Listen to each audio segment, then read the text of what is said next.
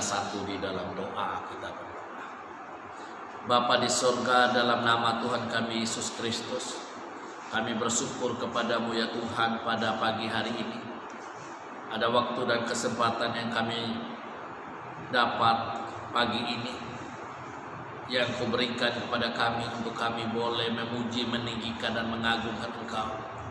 Dan tiba saatnya kami mau belajar dari firman.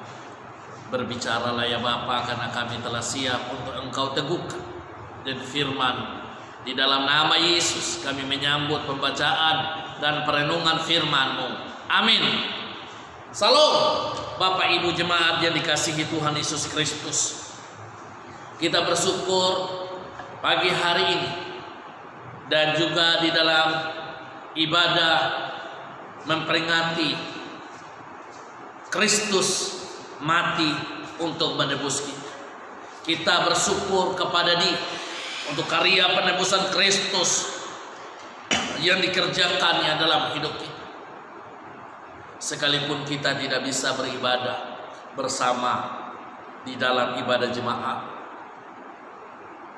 karena situasi dan kondisi yang kita alami saat ini, tetapi tidak mengurangi semangat kita untuk kita boleh memuji, meninggikan dan merenungkan firman Allah. Mari kita membuka Alkitab kita yang terambil dari Roma pasal 5 ayat 6 hingga ayat yang ke-11. Roma pasal 5 ayat 6 hingga ayat yang ke-11. Demikian firman-Nya. Karena waktu kita masih lemah, Kristus telah mati untuk kita orang-orang durhaka pada waktu yang ditentukan Allah. Sebab tidak mudah seorang mau mati untuk orang benar, tetapi mungkin untuk orang yang baik ada orang yang berani mati. Akan tetapi Allah menunjukkan kasih-Nya kepada kita oleh karena Kristus telah mati untuk kita ketika kita masih berdosa. Lebih-lebih karena kita sekarang telah dibenarkan oleh darah-Nya, kita pasti akan diselamatkan dari murka Allah. Sebab jikalau kita ketika masih seteru diperdamaikan dengan Allah oleh kematian anak-Nya, lebih-lebih kita yang sekarang telah diperdamaikan pasti akan diselamatkan oleh hidup-Nya. Dan bukan hanya itu saja, kita malah berbangga dalam Allah oleh Yesus Kristus Tuhan kita. Sebab oleh Dia kita telah menerima pendamaian itu. Sedemikian pembacaan kita yang berbahagia adalah setiap kita yang membaca, merenungkan, dan lebih berbahagia lagi ketika kita melakukan di dalam hidup kita hari lepas hari. Bapak Ibu jemaat yang dikasihi dan diberkati oleh Tuhan Yesus Kristus, tema perenungan kita dalam Jumat Agung ini yaitu penderitaan Kristus memulihkan hidupku.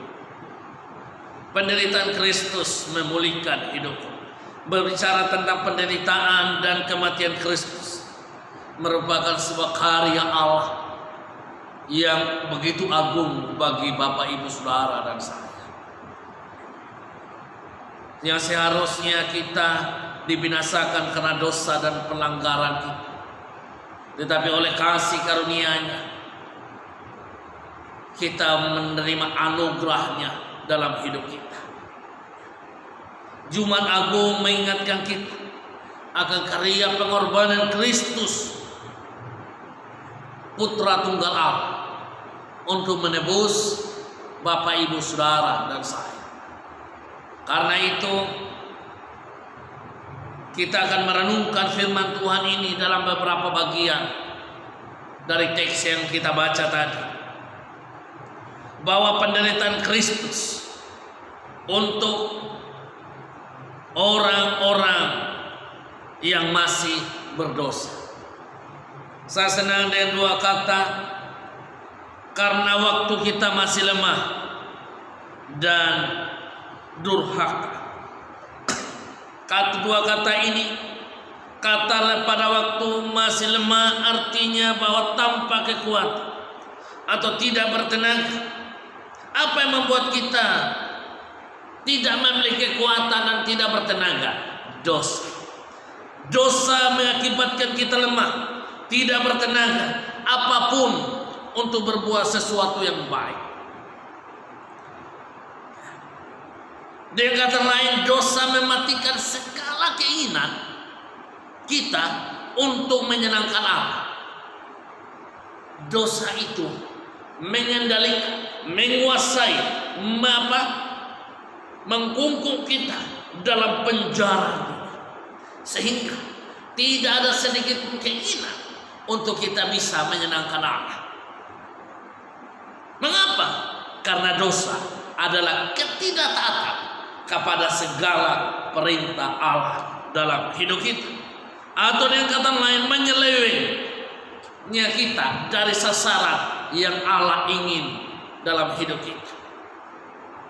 Jadi Bapak Ibu Saudara dikasihi oleh Tuhan Yesus Kristus, itulah kuasa dosa yang terus membuat kita mendukakan hati Allah. Kenapa? Karena tidak ada sedikit pun keinginan. Kita bisa melihat contoh ketika Adam dan Hawa jatuh ke dalam dosa. Ketika Tuhan Allah datang, mereka menyembunyikan diri. Ketika Tuhan bertanya kepada Adam, Adam, apa yang kau lakukan? Adam menyalahkan Hawa. Ketika bertanya kepada Hawa, apa yang kau lakukan Hawa? Hawa menyalahkan Allah. Jadi seharusnya ketika mereka sudah salah, seharusnya mengaku, minta ampun Tuhan, kami sudah melakukan kejahatan. Jadi sifat dosa itu menghindar, mencari kesalahan. Yang seharusnya kita harus mengakui kita sudah berdosa. Jadi memang dasar manusia berdosa itu selalu ingin mencari dan mencari, bukan bagaimana supaya kita mengalami kasih, tapi bagaimana supaya kita semakin menjauh dari Dia. Yang kedua, yaitu kata yang kedua, durhaka. Durhaka status kita sebagai orang durhaka. Dalam Kamus Besar Bahasa Indonesia dikatakan arti kata durhaka, ingkar terhadap perintah Tuhan, perintah orang tua, dan juga perintah-perintah yang lain. Yang kedua, tidak setia kepada kekuasaan yang sah atau negara, atau dengan kata lain, selalu ingin memberontak. Jadi, kalau secara kondisi kita lemah dan tak berdaya dalam menghadapi dosa, maka secara status kita lebih diperbudak Dia. Jadi tidak ada sedikit pun untuk kita bisa membebaskan diri dari kungkungan dosa dan perbudakan dosa. Karena kita membutuhkan pribadi yang tidak berdosa untuk bisa membebaskan kita. Jadi Kristus datang dan Kristus menderita dan mati bukan pada saat kita baik, tapi pada saat kita masih berdosa, masih lemah, masih sebenarnya tidak punya keuntungan apa-apa. Tetapi Kristus mau mati dan menggantikan posisi kita. Itu sebuah anugerah yang luar biasa, yang saya tidak ada apa-apanya, tetapi oleh kasih karunia-Nya saya mendapat hak istimewa oleh Bapa. Karena Dia lihat saya adalah pribadi yang spesial di hadapannya.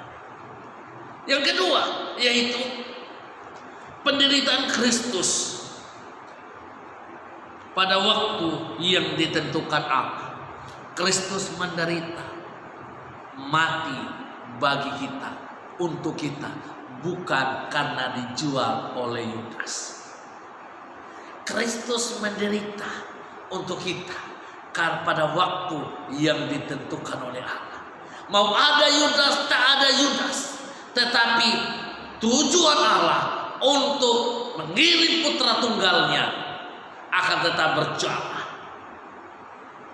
Makanya dalam teks yang kita baca ini, pada waktu yang ditentukan Allah, dalam Galatia 4 ayat 4 dan 5 dikatakan, tetapi setelah genap waktunya, maka Allah mengutus anaknya yang lahir dari seorang perempuan dan takluk kepada hukum Taurat.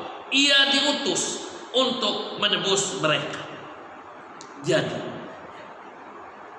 ketika manusia jatuh dalam dosa, Allah sudah merencanakan untuk apa? Mengirim penyelamat bagi Bapak Ibu Saudara dan saya. Ribuan tahun para nabi menubuatkan tentang kedatangan Sang Mesias, Sang Juru Selamat itu untuk menggantikan manusia berdosa. Ribuan tahun. Namun pada waktu yang tidak dalam kedaulatan, Allah mengutus putranya. Setelah Tuhan katakan sudah waktunya, Allah mengutus putranya untuk menebus kita. Jadi Allah dalam kedaulatannya, dalam waktunya mati untuk Bapak Ibu Saudara dan saya. Yang ketiga, yaitu penderitaan Kristus untuk menggantikan Bapak Ibu Saudara dan saya. Kenapa? Karena kita semua manusia tidak satupun yang memiliki kriteria untuk kita bisa bebas dan bisa melepaskan diri. Yang seharusnya Bapak Ibu Saudara dan saya dibinasakan karena dosa dan pelanggaran, tetapi Kristus rela menyerahkan nyawanya untuk kita. Dia rela mati pada saat kita masih lemah dan tak berdaya. Dalam teks ayat 7 dan 8 katakan, sebab tidak mudah seorang mau mati untuk orang benar, tetapi mungkin ada orang yang baik, ada orang yang berani mati. Tetapi Allah menunjukkan kasih-Nya kepada kita oleh karena Kristus telah mati untuk kita ketika kita masih berdosa. Mungkin ada orang yang rela mati karena orang itu sudah berbuat baik kepada dia, sudah menolong dia. Ada orang rela menderita.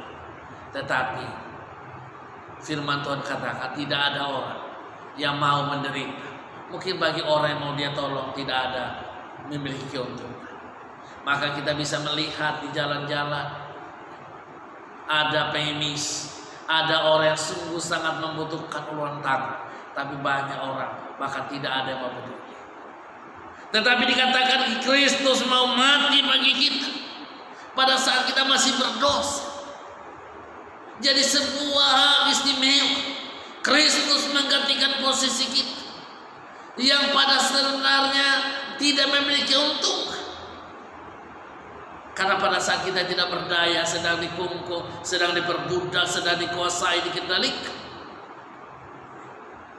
Tetapi Tuhan melihat bahwa dalam hidup manusia yang diciptakan oleh Allah Bapa, gambar dan rupa Allah ada dalam diri kita, tetapi rusak karena dosa dan pelanggaran. Makanya Kristus mau mati bagi kita karena kasih-Nya kepada kita. Yesaya katakan, oleh sebab engkau berharga di hadapanku, karena Bapak Ibu Saudara dan saya berharga di hadapan Allah. Makanya Allah Bapa mengirim putra tunggalnya untuk mati menebus kita. Ingat, Bapak Ibu Saudara dan saya adalah gambar Allah dalam diri kita. Mungkin orang lain berkata kita orang tidak berharga, yang tidak ada gunanya.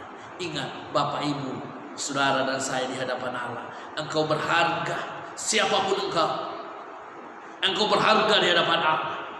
Karena engkau berharga, maka Kristus rela menderita untuk Bapak Ibu Saudara dan saya. Karena itu dalam Paulus katakan dalam 1 Korintus 6 ayat 20, sebab engkau telah dibeli dan harganya telah lunas dibayar. Karena itu muliakanlah Dia dengan hidup. Kita telah dibeli dan harganya telah lunas dibayar. Dengan apa?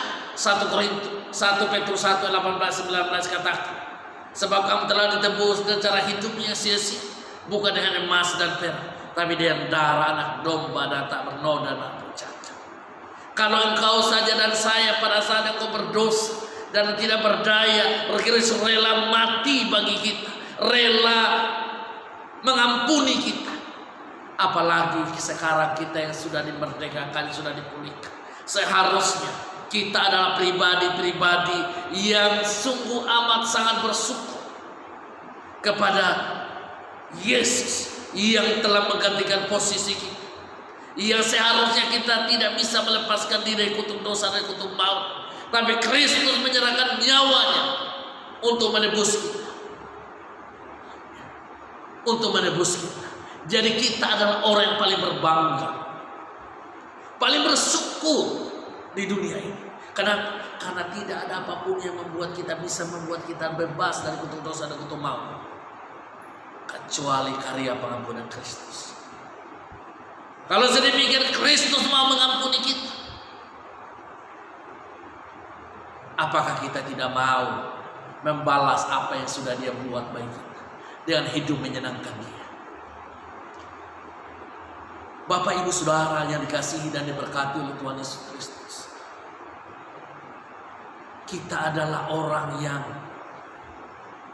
seharusnya dibinasakan karena dosa kita. Tetapi Dia tidak memperhitungkan sedikit pun apa yang kita buat. Dia mau mengampuni kita tanpa memperhitungkan berapa banyak dosa dan pelanggaran yang sudah kita buat. Biarlah dalam waktu Jumat Agung ini mengingatkan kita untuk kita boleh merenungkan kembali apa yang telah Kristus berbuat dalam hidup kita. Sudah terlalu besar apa yang Kristus buat dalam hidup kita. Kita tidak akan sanggup menghitung satu persatu apa yang telah Kristus buat dalam hidup kita. Tapi pertanyaan, sudah sejauh mana engkau mengasihi Dia? Tidak hanya dengan mulutmu, tetapi dengan tindakan dan perbuatanmu. Engkau mengasihi Dia dengan sungguh-sungguh, mentaati Dia dalam segala perbuatan yang kau berbuat dalam hidupmu, sebagai ucapan syukur yang kau buat kepada Bapa.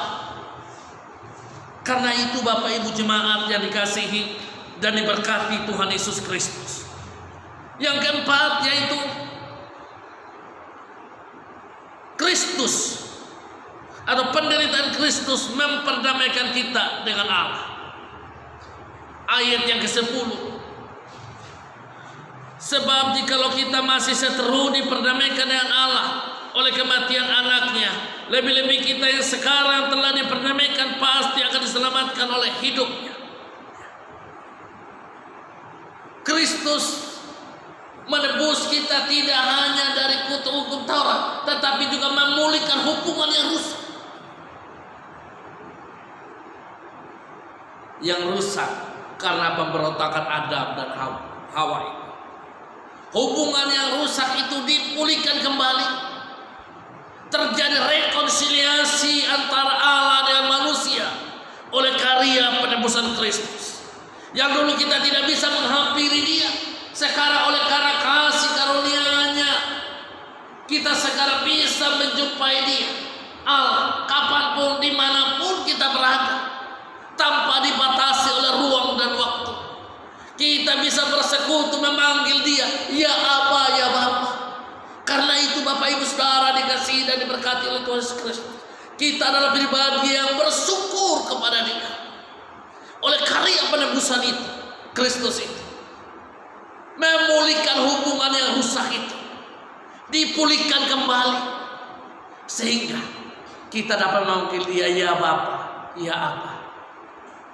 Dan itu merupakan sebuah ucapan syukur yang boleh kita naikkan kepada Dia, Sang Penjuna itu. Karena itu Bapak Ibu, jemaat yang dikasihi dan diberkati oleh Tuhan Yesus Kristus, di masa Jumat Agung ini, kita mengingat akan karya penderitaan Kristus dalam hidup kita.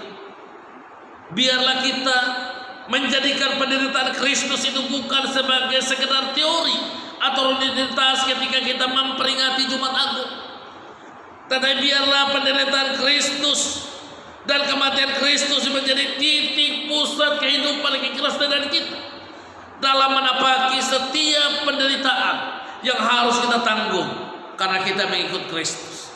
Secara khusus di tengah-tengah masalah coronavirus yang sedang melanda dunia, yang mengharuskan kita tidak bisa kita beribadah bersama di gereja, tapi biarlah dalam ibadah-ibadah kita di tengah-tengah keluarga kita, baik secara pribadi, secara keluarga, mari kita menjadi momen bagi kita untuk kita boleh merenungkan kembali bahwa beribadah tidak hanya di ruang gereja, tapi dimanapun kita bisa beribadah. Kalau memang sampai saat ini belum Tuhan izinkan untuk kita beribadah di gereja, mari kita gunakan setiap kesempatan yang Tuhan berikan kepada kita untuk kita boleh bersekutu sungguh-sungguh, untuk boleh kita merenungkan kembali apa yang sudah Tuhan buat dalam hidup kita. Sudah terlalu banyak sudah Tuhan buat dalam hidup kita. Jangan pernah engkau tanyakan apa yang telah Tuhan buat bagimu, tapi tanyakanlah apa yang telah engkau buat bagi Tuhan. Karena apa yang telah Tuhan buat bagimu sudah terlalu besar dan terlalu ajaib, engkau tidak akan bisa menghitung. Tetapi persoalannya, apa yang telah engkau perbuat kepada Tuhan sebagai respon ucapan syukur, sebagai respon engkau yang telah ditebus, engkau yang telah diperdamaikan, engkau yang telah dipulihkan oleh Bapa melalui Putra Tunggalnya. Karena itu, biarlah Jumat Agung tahun ini menjadi sebuah perenungan bagi kita, untuk kita makin memulihkan persekutuan kita secara pribadi dan keluarga dengan Tuhan, Sang Pemilik hidup kita. Amin. Kita berdoa. Tuhan Yesus, terima kasih untuk firman kebenaran mulai kami renungkan. Meteraikan firman-Mu itu dalam hati kami, sehingga kami tidak hanya menjadi pendengar-pendengar yang baik, tapi biarlah kami menjadi pelaku dari firman-Mu dalam hidup kami. Terpujilah nama-Mu Bapa, dalam nama Yesus kami berdoa dan mengucap syukur. Amin.